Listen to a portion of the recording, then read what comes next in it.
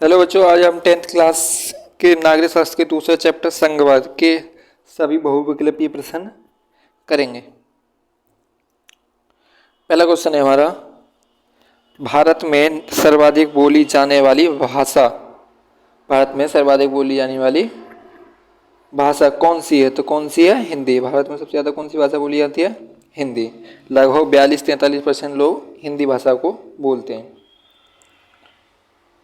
दूसरा क्वेश्चन है, संविधान के अनुसार भारत की राजभाषा है, राजभाषा कौन है? हिंदी।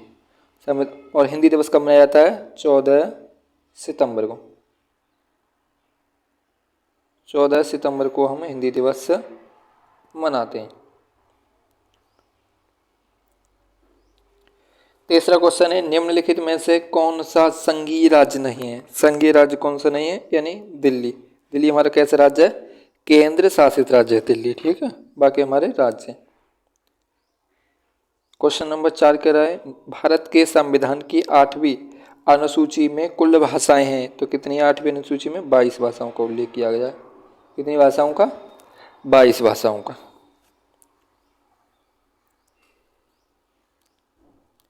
क्वेश्चन नंबर 5 कह रहा है, भारत में पंचायती राज्य की स्थापना हुई थी, तो पंचायती राज्य की स्थापना कब हुई थी? 1992 को विकेंद्रीकरण हुआ था, स्थानीय सुशासन और शहरी का। क्वेश्चन नंबर 6, भारत में कुल कितने संघीय राज्य? तो कितने? 28 राज्य और 8 केंद्र शासित प्रदेश। 28 राज्य हैं और 8 कैसे हैं हमारे? केंद्र शासित राज्य हैं, ठीक है। केंद्र शासित राज्य और 28 राज्य। भारत में कितने राज्य क्षेत्र यानी केंद्र शासित प्रदेश हैं? तो कितने हैं? 8। 8 हमारे केंद्र शासित प्रदेश हैं। संघीय शासन प्रणाली में शक्तियों का विभाजन होता है, किनके मध्य होता है? राज्य और केंद्र के मध्य, ठीक है। राज्य और केंद्र के मध्य शक्तियों का विभाजन होता है संघीय व्यवस्था में। तो ऑप्शन नंबर ए हमारा सही आंसर है। क्वेश्चन नंबर 9 कह रहा है, भारतीय संघ में अवशिष्ट शक्तियां किसको प्राप्त हैं? तो अवशिष्ट शक्तियां किसको प्राप्त हैं? संघ को, ठीक है। तीन सूचियां हैं, एक राज्य सूची और एक संघ सूची है और एक समवर्ती सूची है। समवर्ती सूची है, और इन तीनों में इनका उल्लेख नहीं किया गया है, वो किस में होंगी? अवशिष्ट शक्तियां, और वो किसके पास हैं? केंद्र के पास। क्वेश्चन नंबर 10 कह रहा है, भारतीय संविधान कब लागू हुआ? तो कब लागू हुआ? 26 जनवरी को। 26 जनवरी 1950 को भारतीय संविधान पूरी तरह लागू हो गया था, ठीक है। हालांकि 26 नवंबर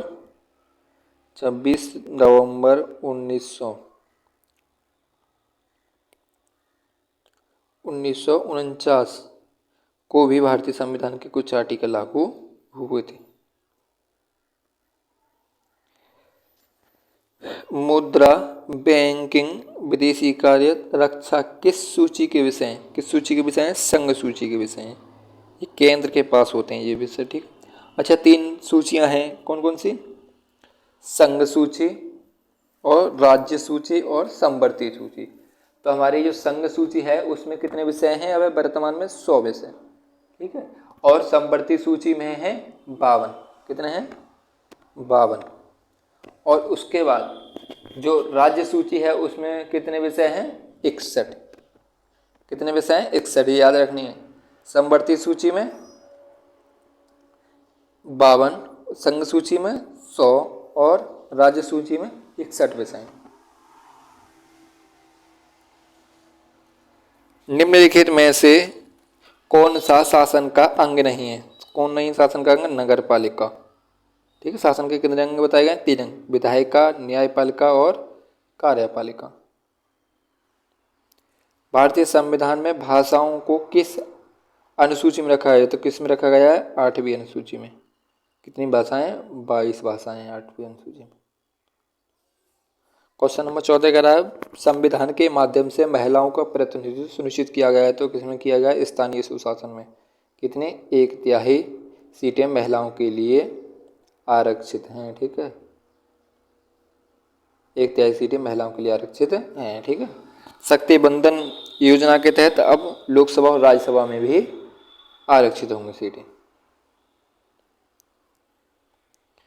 पुलिस, कृषि, व्यापार, सिंचाई की सूची के विषय हैं, तो ये किसके हैं? राज्य सूची के विषय हैं। ठीक है, शिक्षा, वन, मजदूर संघ और विवाह किस अनुसूची के विषय हैं, तो किसके हैं? ये समवर्ती के। किसके हैं? समवर्ती अनुसूची के। ठीक है,